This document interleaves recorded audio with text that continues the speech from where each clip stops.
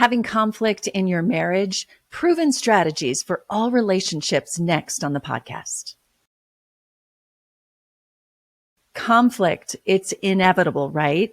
But why does it seem so pervasive in our marriages at times? And let's be really honest, overwhelming too. Like you want to curl up in a ball, leave, or scream, which is often what happens. Let's get real and let's get to work on healing and fixing conflict. Are you with me? Today's conversation is with a relationship expert. Jaime Morgan combines her academic and past personal experiences and struggles in helping couples succeed. Her work uses a research-based approach to relationships. We're going to talk about when one person just wants to leave, how to be understood, why the fight or flight adrenaline rush is so important to understand, and using these methods of conflict resolution in not just your marriage, but in your life. Thanks so much for listening to the podcast. Be sure you follow me on social media for regular updates. Enjoy today's episode with Jaime Morgan. Jaime, this is one of the topics I get requests for most often. And as I like to talk about family and about couples and how we can help our relationships, but conflict is something, even married for 26 years, we just have to deal with in life and in relationships. Absolutely. I couldn't agree more. And I think that that's when we speak of family, it's with our kids, our partners, and even the reality is of other family members, coworker, they say, Yeah.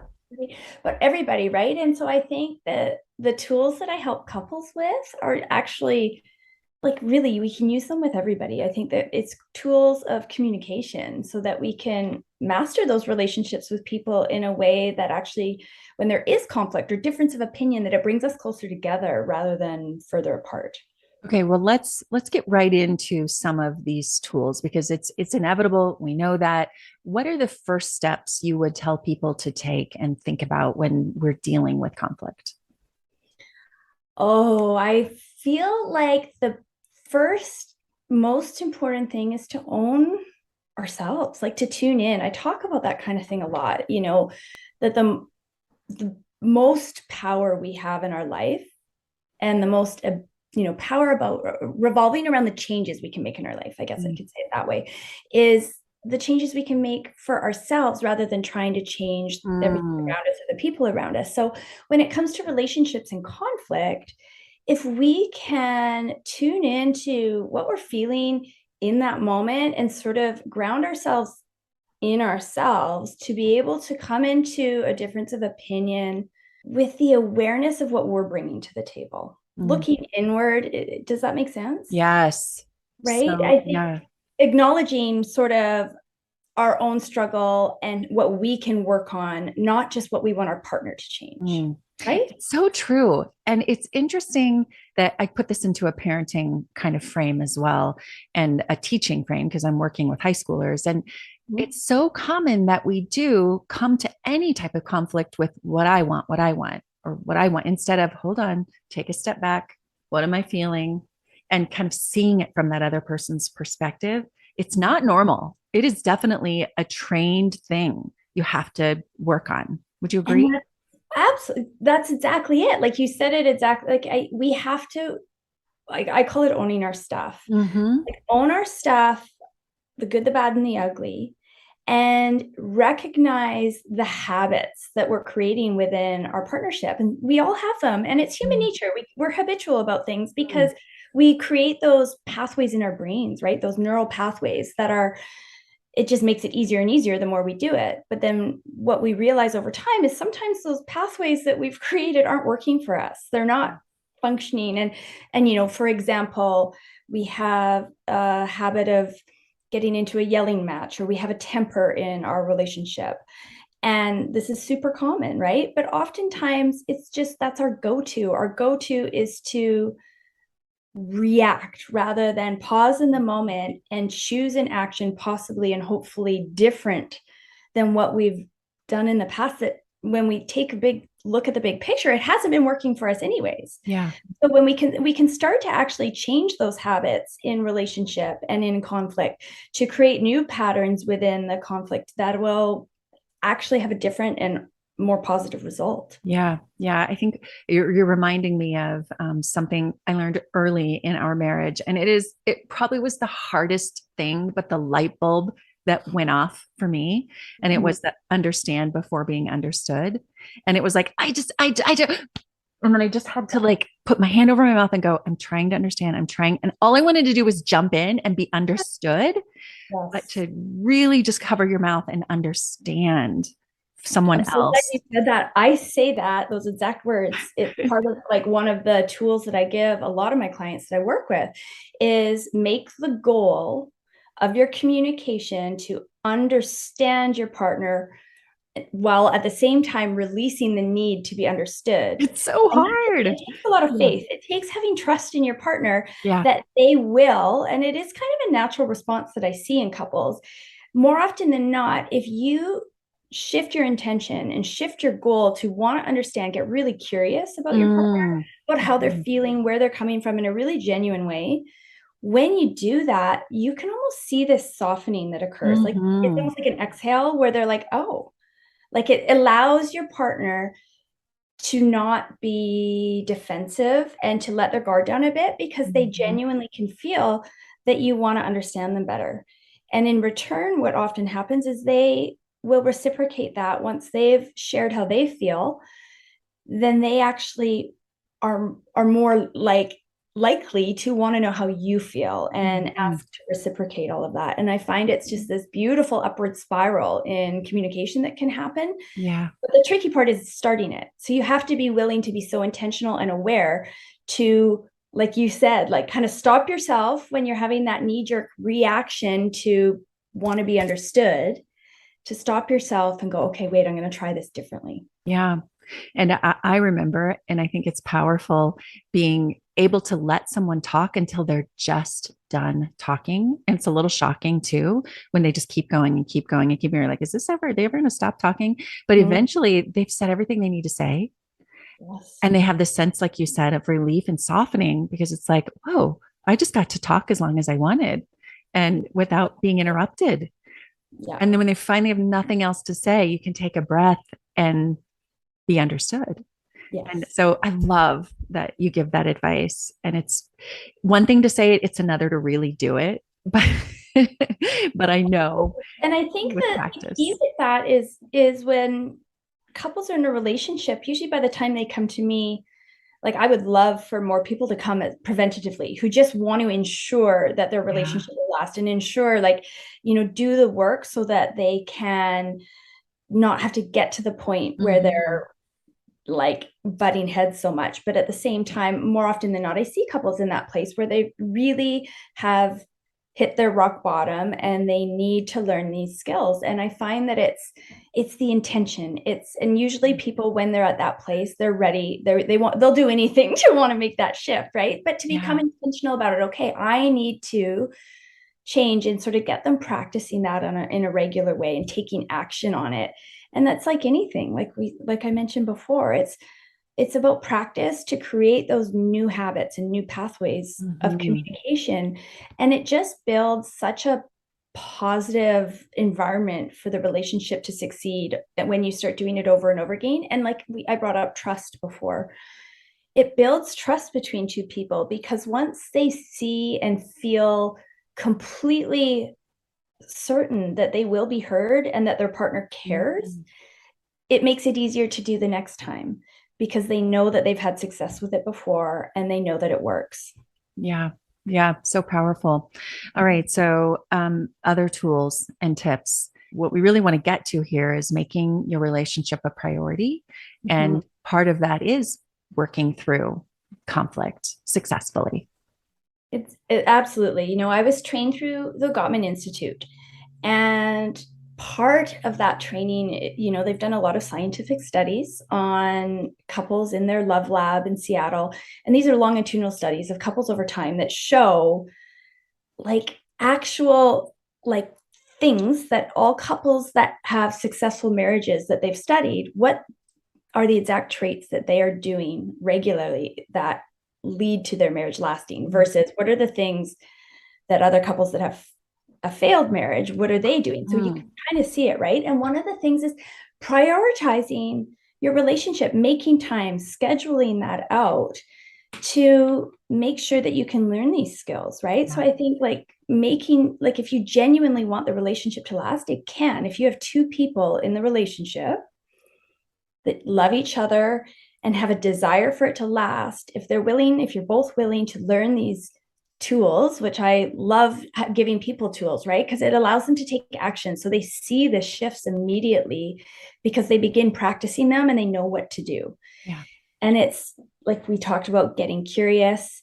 And another one is managing temper. I think a lot of your listeners can probably relate. We've all had moments, I think, some of us more than others. There's different styles of conflict, right? But things can get heated in relationships. And when that comes up, again, having the awareness to step back, recognize what you're feeling in your body, and choosing to lower your heart rate and kind of I'm trying to think of the word they use in the training, but self-soothing. That's what it is. So you're bringing your heart rate down in a really soft, intentional way to be able to have a more productive conversation. Because I don't know, have you ever heard of the fight or flight response? Oh, yes. Yes. Right? And none of us are good in that. I mean, we do what we have to in an emergency, but we're not thinking clearly then. Well, I just find it fascinating. A bit of a science nerd when it comes to like physiological stuff. Yeah. But I love, like, we all have this fight or flight response. When our heart rates go up, our blood gets shunted to our muscles rather than our brains to help us run away from danger. And this is something that we needed in the past, as hunters and gatherers, to protect ourselves from wild animals and danger, right? And it's a great response for that. But when we realize that so often in our day-to-day modern society, that's the state we're living in, it's just so fascinating to me because it makes sense. It makes sense why when we get into an argument and things get heated and we start noticing our heart rate go up and maybe the tempers are going, right? Our heart rates typically at that point are over 100 beats per minute, and that's kind of the telltale sign. And when you're in that state, your blood isn't going to your brain. And so we're not thinking straight. We're not in our best moment. And we start saying things we don't mean. We're irrational. We're not able to choose our actions and our words like we would if we were in a calm state. And so recognizing the science behind that, I find it's just like, okay, that makes perfect sense to me. So it does. It makes I find it so interesting because it just makes so much more sense to take a deep breath. And if you need to, take a time out, take a breather and say, you know what, this conversation is very important to me, but I need to take a break to calm down, but let's come back to it in half an hour. Well, let me ask you about that, because for a lot of couples, one person runs away and probably because they need to calm down, but to the other person that can be, you're not willing to work on this and I need resolution right now because we want that right now. And so is this one of those things where in any relationship, you can pre-talk before conflict and say, what are we going to do if and when we have conflict? Or how do you coach people through that? Exactly. Like I've kind of adapted a lot of the things I've learned along the way into a way that really resonates for me. So I call it a timeout, but you've got to have that pre-planned conversation ahead of time of what it's going to look like, what it's going to sound like, but also anticipating this. It's all fine and good to talk about it when you're calm and it's just a conversation. But when you're in the midst of that tension, it can be really hard to go, you know what, this conversation is important to me, like all of those things, right? Come off, but just to say, like, it can be something like a pre-planned script that you have that's like, this is important to me. I'll be back in 30 minutes. We shall continue this conversation. Then I need to calm down and have the freedom to walk away. And what that could do for a couple is, because like you talked about, some people have this tendency to want to leave. Other people's want to hash it out until it's solved. Like there's all these things that can happen. And we have different styles, right? Or silent treatment and all kinds of different ways that conflicts happen. But what happens to a lot of people when somebody leaves is, if you have any history with abandonment issues and that's a really big trigger for you, it can be like really, really scary to feel your partner leaving. And then you have that uncertainty of whether they're going to come back or not and all those things. So doing it this way and having this conversation ahead of time can prevent so much more escalation through reactions in fear. And so I really encourage clients to pre-plan it, have a very solid script that is short and simple, but that you both understand ahead of time that when I say this, this is what it means and this is why, and I'll be back. And it is a game changer. Maybe it's even a code word that is just like, I just, whatever, make something up, puppy dog, that just kind of like, oh, I just need to breathe, with some type of expectation of that. If it is like a trigger of leaving, like you said, that I can see that with abandonment issues, we might not think about that, but that you're going to go on a walk, but you promise to come back if we get it within 30 minutes or something, because that fear can make the conflict even worse. Exactly. Another key that I really think is important in conflict is keeping the blame out of the game. That's hard. Yes. But I always remind people, speak in I statements. And it sounds so easy to do and cliche and I feel, but it's so important when you're having a really difficult conversation about something that maybe has the potential to be triggering or to have some intensity rising, right? To make sure you're very conscious of speaking in I statements. So it's like, I'm feeling really hurt by this or whatever it might be, without, the alternative would be, you're hurting me. You're driving me crazy. All these, when you find yourself if you can point a finger while you say it, then you're saying it wrong. Because I want everybody to start using their I statements, because nobody can deny your own feelings. You have every right to express what you're feeling inside, especially during these difficult conversations. And it's a way that your partner can get a better idea of what's happening in your inner world, to say, I'm just feeling really hurt, or when this happened, I feel very angry, like all of these things. And that can change the dynamic of the relationship if two people are reflecting that kind of language from each other. Yeah. So that is such good advice, because it makes you stop and think before just putting it on someone else. That excuse of, well, you did. So I statements, really good. Hey everyone, it's Natalie. I am excited to let you know that I'm opening up spaces for collaboration and advertising and sponsorship on this podcast and on my YouTube channel. If you're a brand looking to grow in the wellness, family, or mindfulness spaces, I would love to collaborate with you. You can find a link to get in touch with me in the show notes, and you can always find out more about what I'm up to on natalietysdal.com. What, if I can change the conversation just a little bit, what are the things that you have seen people have the most success with? So couples that have endured really hard things and have made it through, and they're on the other side and they're thriving. What have you seen them do that we can learn from? I think one of the most powerful ones, and this is one that I've used myself in my own relationship repetitively. And when I ask clients after I've worked with them, what was the most useful tool throughout this program? This is the one I hear most often, and it's I call it a daily check-in or a weekly check-in. It depends on the state. So in the beginning, when things are definitely heightened and really kind of rocky for a couple, let's say, I recommend doing it daily. And what it requires is scheduling, because I really do believe, as forced as it can feel, as unnatural as it can feel, I always want everyone just trust me, just give me a bit of time, just trust me with this, schedule it in, because it's like anything in our lives. When we have dentist appointments, or our kids have soccer games, or whatever it might be that is a priority for us and it's in our calendar, we make it happen. Yeah.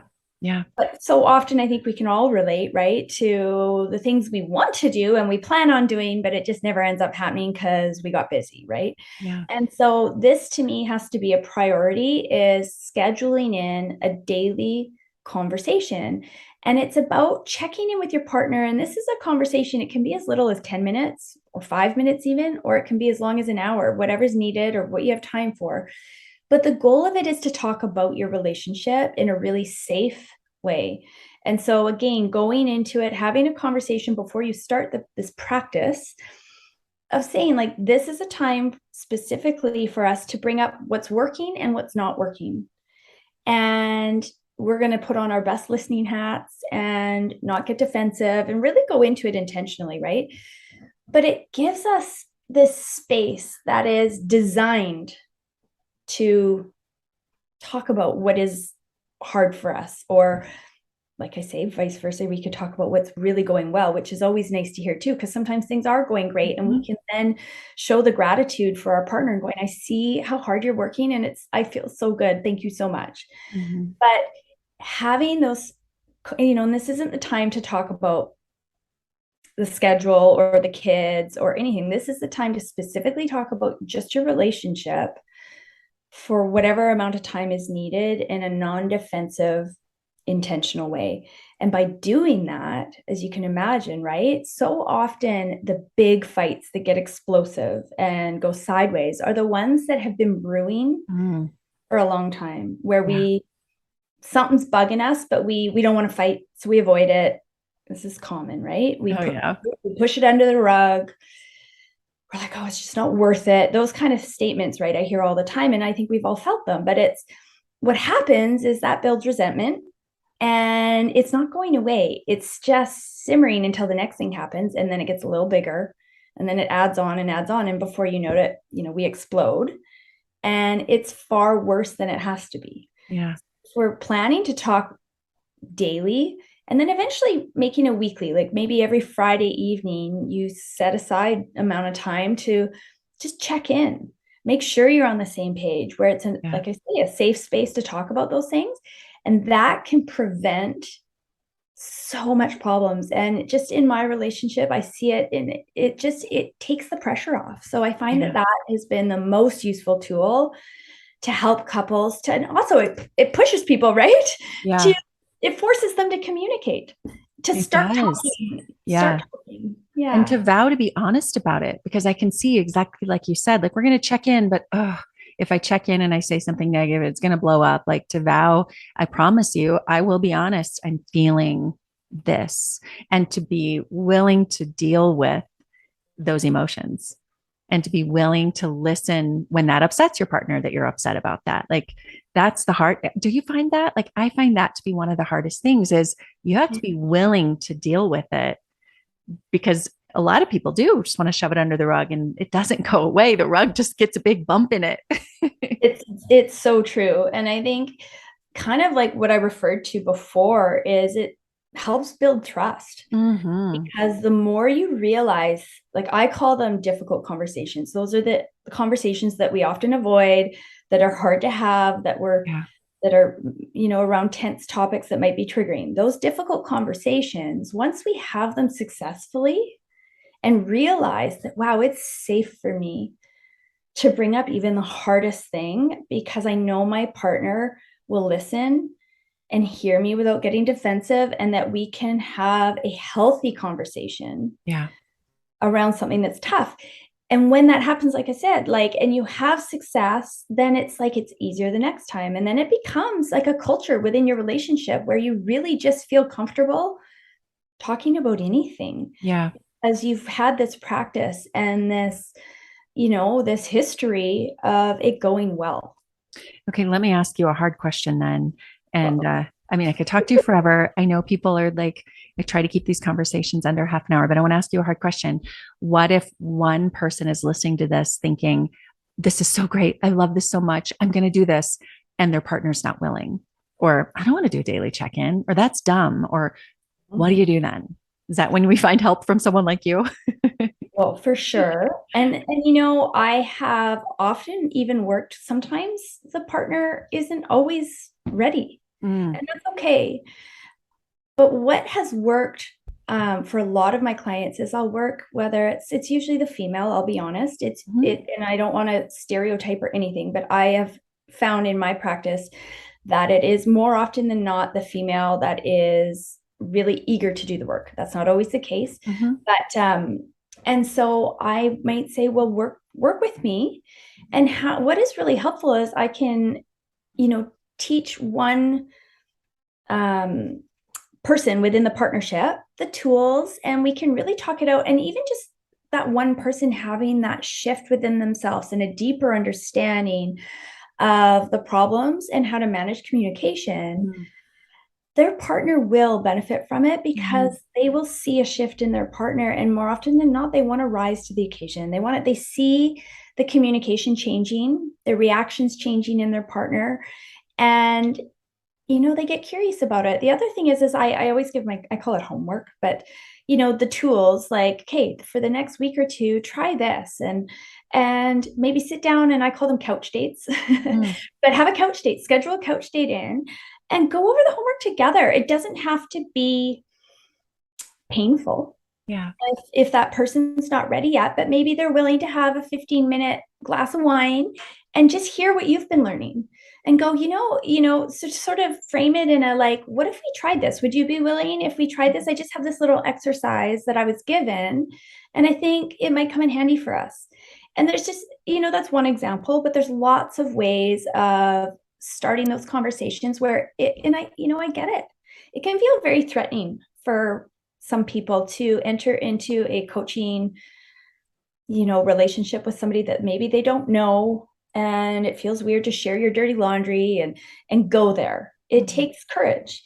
And so sometimes it's baby steps, right? And so I often will work with one partner, but more often than not, somewhere along the journey, the second partner definitely joins in. Well, you got to start somewhere. And, if you can give someone the tools that helps disarm the other one, you put yourself in a better place. And I really do believe the most powerful work that we can do on our relationship is the work we do on ourselves. Oh, so true. Yes. So like you were saying, if one person's not ready for the work, that one person who is diving in and having the courage to just sort of own their stuff and look inward is going to have a really powerful effect on the relationship, even by working just on themselves. Yeah, I agree. I've learned so much. There's such great information. Thank you. Good. Okay. Give people a place to go to find you and to keep learning. Well, I'm at the Jaime Morgan on Instagram. So I would love for your followers to follow me there. But I would also I've got a free Facebook group called The Abundant Life. And within that group, I post so many meditations. They're short, they're sweet, for every level, they're guided. And it's just to help people, because so much of this transformation journey in relationships and in personal growth is learning to tune into what we're feeling in our body and understanding that. And so I really explain it really well within that group. And I post everything there regularly that is forever in the feed. So it's a great place just to sort of see a bit more of what I'm about. And I would love for your followers to find me there. Well, I encourage everyone to do that. And I'll put some links in the show notes too, so it's easy for people to find. Jaime, thank you so much. It's been a pleasure. Oh, thank you. I'm so grateful to be on your show.